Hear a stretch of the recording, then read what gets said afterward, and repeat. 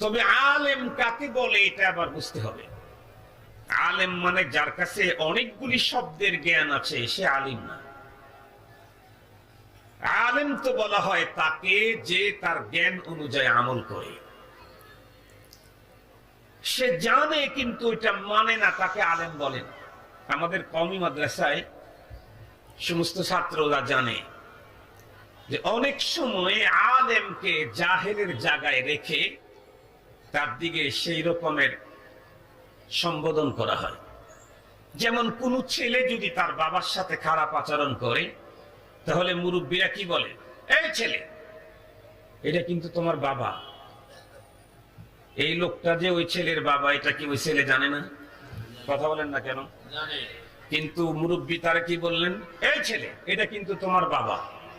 ওই ছেলে জানে না যেটা আমার বাবা, তারপরেও তাকে এটা তোমার বাবা বললেন।